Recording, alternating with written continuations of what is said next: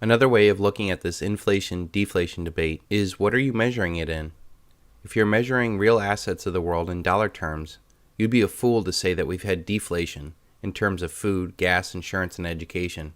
There could be a case for deleveraging in paper assets that may look like deflation, but there is a lot of money out there, and the next crisis will bring about even more fiat money printing.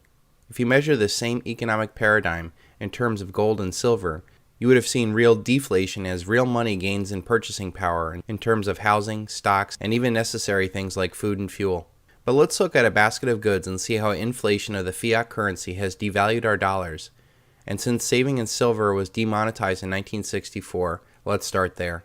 In 1964, the average house cost $20,500. The average car cost $3,500. The Dow Jones was at 770. A first-class stamp cost a nickel. The cost of a good college cost $1,570. The cost for a natural childbirth was only $450. The average income in 1964 was $6,000. A gallon of milk cost 95 cents and a gallon of gasoline cost 30 cents. In 2012, we will see that prices went up significantly. But the reality of this illusion is that our money has lost value and that you need more worth less dollars to buy the exact same amount of goods. That $20,000 house now costs $160,000. The average car now costs $30,000. The Dow Jones is at $12,500. A first-class stamp costs 45 cents now. That same college education now costs $42,000. The average childbirth now costs $4,500. And with C-sections can go as high as $35,000. The average income now is only $46,000. A gallon of milk will cost $4 a gallon, and a gallon of gasoline costs $3.79. When you start to see that you need 10 times the amount of dollars to buy the exact same amount of goods, you can see that 90% of our wealth has been stolen in this paper Ponzi scheme. One other thing I would like you to notice is that the return on investment of the college education versus the average jobs has shifted dramatically. Where once baby boomers' college education cost $1,500 a year, and it netted them jobs that were paying way above the average wage of $46,000. Now we have $1 trillion investment in college education, and it has been a poor investment at best. And it has been a poor investment, especially since they can't even find jobs for this to even matter. So using the dollar as a measuring stick for inflation or deflation, it's very clear that we've had massive inflation of the currency since 1964. And remember, this is because the criminal elite get to print unlimited amounts of money, not only to spend it first, but the effect of that new money entering into the economy does to their assets and institutions. Their rising boats rise much faster than the common man's salary.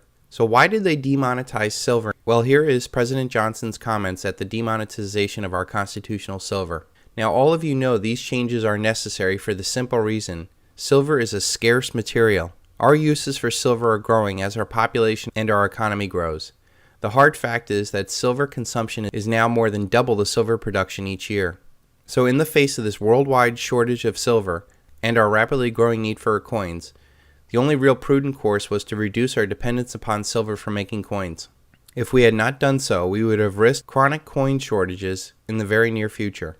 There is no change in the penny and the nickel, and there is no change in the silver dollar, although we have no present plans for silver dollar production. Some of you have asked, will our silver coins disappear? The answer is a very definitely no. Our present silver coins won't disappear, and they won't even become rarities. We estimate that there are now 12 billion, I repeat, more than 12 billion silver dimes, quarters, and half dollars that are now outstanding. We will make another billion before we halt production, and they will be used side by side with our new coins.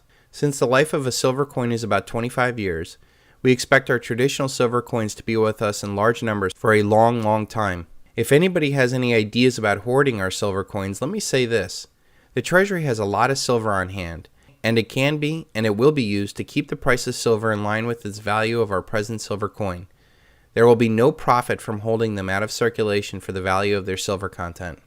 So here, back in 1964, President Johnson is telling us that silver is scarce, that our uses are growing, that we would run into shortages, and that the consumption of silver is double the production of silver, back in 1964. Now let's look at the same economic reality, but instead of using the fake fiat money that the Anglo-American elite can print out of nowhere, let's use constitutional silver to save in, and see what happens to the purchasing power of that silver from then until now.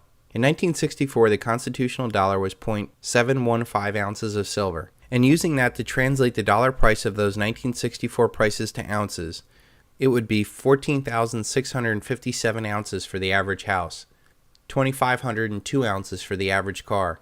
You would need 550 ounces of silver to buy the Dow. You would need 3/100ths of an ounce to buy a stamp. A college education would have cost 1,122 ounces. The cost of an average childbirth back then was 320 ounces. The average income would have been measured in 4,290 ounces of silver. The average gallon of milk, 0.67 ounces, and the average gallon of gas would have cost 0.21 ounces. Now let's see how many ounces of silver would be needed to buy those exact same assets. You would need 2/3 less of silver, or 5,333 ounces to buy the average house. You would need 1,000 ounces of silver to buy the average car, 416 ounces of silver to buy that 12,500 Dow. You would need 2/3 less ounces to buy a stamp. You would actually need more silver today than you would back in 1964, showing how dramatically the cost of education has risen since then. You would need half as much silver to have the average birth today. Here's the really scary thing. Despite the fact that the average wage has increased 766% from $6,000 to $46,000. If we measured that same fact in terms of silver, we would have seen a dramatic loss. In 1964, you would have earned close to 4,300 ounces of silver. Today, the average job would only net you about 1,500 ounces of silver. Milk would have cost significantly less in silver terms, as would have gas. So even though people are complaining about high gas prices, it is relatively cheap versus silver. And please keep in mind, this is using $30 an ounce to value the silver, and is nowhere near the recent $50 high, or the real inflation-adjusted high of $450 an ounce. So notice how you need dramatically less silver to buy the exact same amount of goods in 2012. This is real deflation and real increase in purchasing power. Deflation actually benefits the common man as they get more things for their dollar. The only time it hurts is when they're in debt, because those debts become harder and harder to pay back. It is at that point that people usually default and the banker's assets don't perform. The elite, on the other hand, cannot have deflation, as their debt-based paradigm system would collapse upon itself and hurt their assets and their way of life. Let's continue this historical line of thought. If you had saved $10,000 in 1964 paper dollars and stuffed it under your mattress, you would have immediately seen that $10,000 in 1964 bought far more than it does now. In fact, using the rigged government inflation-adjusted numbers, you would need $69,000 just to have the equivalent purchasing power of $10,000 in 1964. That 1964 $10,000 today would have the equivalent purchasing power of only $1,442.55 in 1964, meaning that if you wanted to spend $10,000 today, you would have only need $1,442.55 to buy the exact same amount of goods in 1964. Please note that these calculations are using the official government inflation numbers, which I have pointed out in previous videos are rigged to show lower inflation results using their 4 tricks.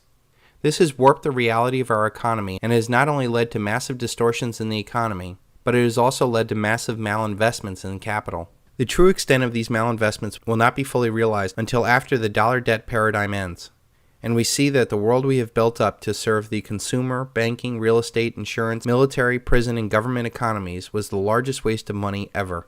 Let us now look at what would have happened if you saved $10,000 face value in constitutional silver, which would have been about 7,150 ounces of silver. Priced at about $30 an ounce, that same money would be worth $214,500 today.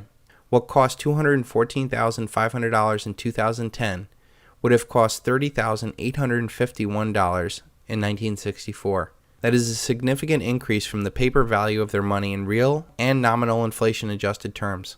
It is over a 95% loss in real purchasing power in the paper value, but when you see the difference between the purchasing power of the paper versus the same amount of money saved in constitutional silver, it is truly staggering at the level of thievery we have been putting up with. This generational theft has empowered and enabled the worst in our society to profit off this paradigm. And the only way to fight back is the silver bullet and the Silvershield, so that you sell your paper assets in their casino and buy real, tangible, physical silver. While this generational theft is significant, we are nowhere near the end of this story. The real shocker will be when silver gets close to its real inflation-adjusted high of $450 an ounce, and the relative purchasing power it will have then. What will be more amazing is when the dollar paradigm ends, and all paper assets collapse compared to the real tangible value of physical silver. There were a few voices that warned about this unsustainable system in 1965, like Charles de Gaulle. Le fait que beaucoup d'États acceptent par principe des dollars au même titre que de l'or pour les règlements des différences qui existent à leur profit dans la balance des paiements américaine, ce fait entraîne les Américains à s'endetter et à s'endetter gratuitement vis-à-vis de l'étranger, car ce qu'ils lui doivent, ils le lui payent, tout au moins en partie, avec des dollars qu'il ne tient qu'à eux d'émettre. Étant donné les conséquences que pourrait avoir une crise qui surviendrait dans un pareil domaine, nous pensons qu'il faut prendre à temps les moyens de l'éviter.